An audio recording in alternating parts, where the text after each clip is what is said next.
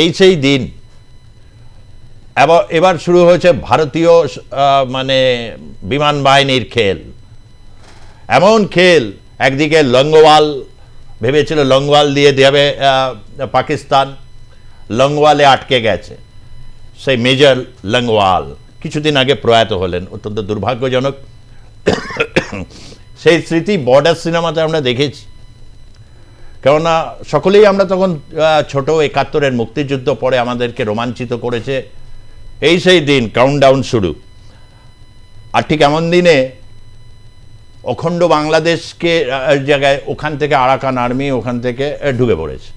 ঢুকে গিয়ে নিষেধাজ্ঞা চালু, বলেছে মৎস্যজীবীরা ভাই এই নাফ নদীতে পাঁতারা করো না। এই হচ্ছে ব্যাপার।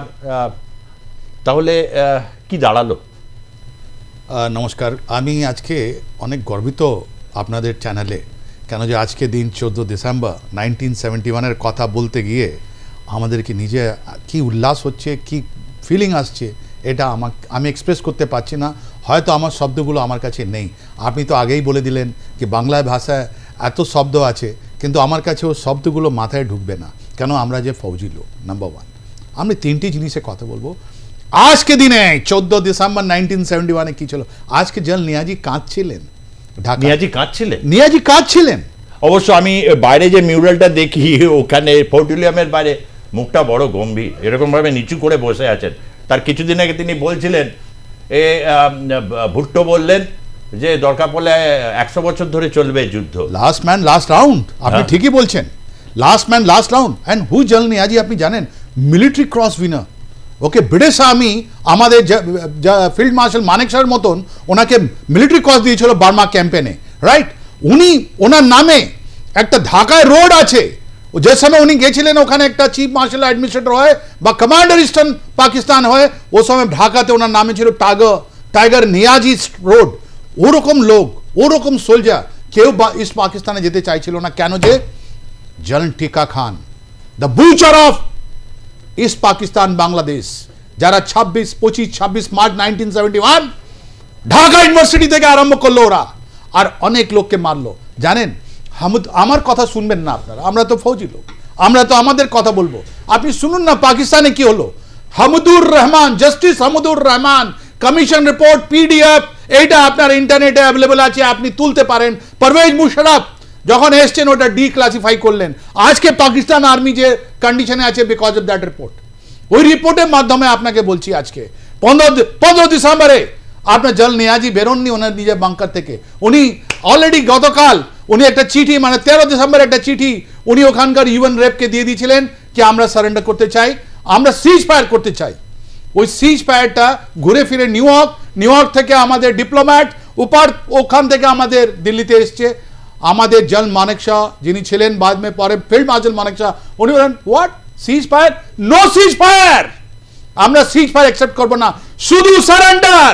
যদি সারেন্ডার করতে চাও কথা বলো, নালে আমরা আসবো। আর ও সময় কি হলো জানেন? মেজর নাগরা 8 ডেভ উনি অলরেডি ঢাকায় একটা হেলিকপ্টার নিয়ে নেমেছেন, আর উনি বলছেন ওনাকে জল নিয়াজিকে আমি চলে এসেছি, বলুন কি করতে হবে।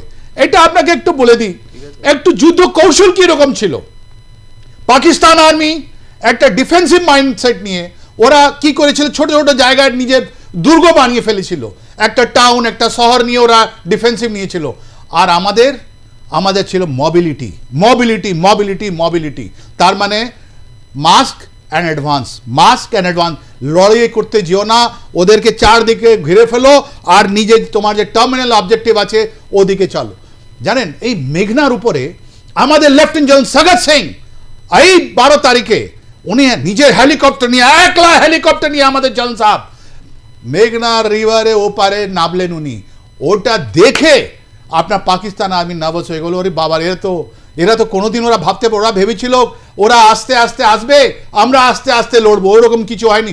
Last man last round Pakistan আর্মিকে বলা হয়েছিল।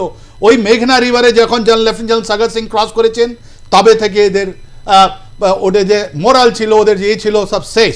আর জল নিয়াজি ওই সময় কাঁদছিলেন, উনি দিলেন একটা সারেন্ডার ইয়ে। আর তারপর আমাদের ইন্ডিয়ান এয়ারফোর্স ওখানকার গভর্নর হাউসে গিয়ে দুম মারলো। এই বুচার অফ ইস্ট পাকিস্তান, জানেন জল নিয়াজি কি বলেছেন হ্যান্ডটেকিং ওভারে? হ্যান্ডি টেকিং ফ্রম টিক্কা খান, ওনাকে বলা হলো এখানে রাশনের প্রবলেম আছে, বলে এখানে ছাগলি গরু পাওয়া যায় না, উনি বলছিলেন আমরা বারবাতে করেছি, আমরা এখানে করব, লুটপাট করব। আর Hamidur Rahman commission report authenticated, আমি বলছি আপনাদের চ্যানেলে পড়ুন আপনি, ওর মধ্যে বলা হয়েছে কি জল নিয়াজি কত লোকের মহিলাদের ধর্ষণ করেছেন, বলছি যখন আমাদের সিনিয়র অফিসার এরকম ধর্ষণ করলো তাহলে আমরা এটা পুরো লোয়ার লেভেল বা বস্তর, তার মানে আমাদের 17 কোটি আমরা বাংলাদেশের ভাই বোনকে আজকে বলে দিই, আপনারা ওই 71-এর কথাটা মনে করুন, ও সময় কি হচ্ছিল, পাকিস্তান আর্মি কি করেছিল আপনাদেরকে, ওটা বললাম এই রাজাকার লোক, এই রাজাকারদের কথা শুনবেন না, এই professor Yunus Butcher of Bengali Hindu in Bangladesh যখন ফিরে আসছে এবং পৃথিবীর ইতিহাসে জেনিভা কনভেনশন মানা ভারতবর্ষের অন্যতম একটি সামরিক নীতি এবং আন্তর্জাতিক কূটনৈতিক স্তরে যাতে ভারত কখনো যে তাদেরকে বিব্রতকর পজিশন থেকে ভারতের কূটনীতিকরা যে লড়াইটা দিয়েছেন বিভিন্ন সময় রাষ্ট্রসংঘে, তাদের এক একটি ভাষণ এক একটি সিভিলাইজেশনের এক একটা যেন দস্তাবেজ, পরিষ্কার কথা এটা বলছে। এবং ভারত জেনিভা কনভেনশন অনুযায়ী 93,000 সৈন্যকে যখন তারা ফিরছে সেই জনতার উল্লাস ছবি সেটা লিপিবদ্ধ হয়ে রয়েছে। আমি এবার একটু প্রদীপ্ত রায়ের কাছে আসব, তবে আপনাদেরকে আশ্বস্ত করছি যে বাংলাদেশে আরাকান আর্মির পজিশন নিয়ে আমি পরবর্তী অধ্যায়ে আমি আসব। প্রফেসর প্রদীপ্ত রায়, এই মুহূর্তে যে পরিস্থিতি তৈরি হয়েছে তাতে বাংলাদেশে এখন একটা বিতর্ক তৈরি হচ্ছে যে হ্যাঁ, যে মুক্তিযুদ্ধেরকে অস্বীকার করা যে কার্যত খুব কঠিন, এবং ভারতবর্ষ একেবারে হিমালয়ের মতো একেবারে এই প্রশ্নে দাঁড়িয়ে আছে, একে অতিক্রম করা একটা সভ্যতা বা সংস্কৃতি বা সিভিলাইজেশন, তাকে অস্বীকার করা খুব কঠিন ব্যাপার, এবং তারা নানা রকম পথ খুঁজতে চাইছে। একে তো রোহিঙ্গা সমস্যায় জর্জরিত, ওইদিকে আরাকান বাহিনী, ওদিক থেকে হুঙ্কার যে এই জায়গাটাকে কোথাও একটা জায়গায় অশান্তি করে তোলার প্রয়াস বা ব্যর্থ প্রয়াস, কোনটা কিভাবে আপনি দেখছেন? আচ্ছা, আপনার প্রশ্নে আমি আসব, কিন্তু স্যার কর্নেল শ্রীবাস্তব যখন বলছিলেন তখন আমার একটা জিনিস খুব মনে পড়ছিল যে 1971, যদিও তখন আমার জন্ম হয়নি, কিন্তু এই যুদ্ধের ভারতের যে বিজয়, সেখানে দুটো ফ্যাক্টরকে একটু যদি রেকগনাইজ না করা হয় সেটা খুব অন্যায় হয়। বাংলাদেশের চাপেই খানিকটা ভারতবর্ষ কোনোদিনও রেকগনাইজ করেনি। একজন হচ্ছেন জেনারেল জ্যাকবই এই যুদ্ধের নায়ক, এবং তার কাছে বাংলাদেশিরা সারেন্ডার করতে রাজি ছিল না, কারণ তিনি জিউ ছিলেন। এবং আর একটা ফ্যাক্টর হচ্ছে ইসরায়েল এই যুদ্ধে ভারতকে সাহায্য করেছিল, তার প্রমাণ রয়েছে।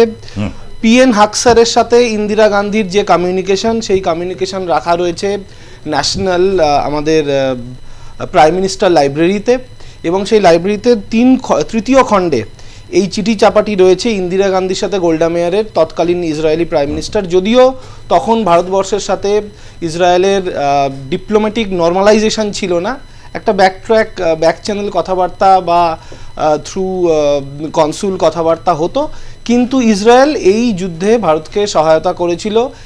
তথাপি ইসরায়েল বাংলাদেশ গঠনে সহায়তা করেছিল। তো এই দুজনকে, জ্যাকব এবং ইসরায়েল, এই দুটো ফ্যাক্টর আমার মনে হয় শুরুতেই রেকগনাইজ করা দরকার।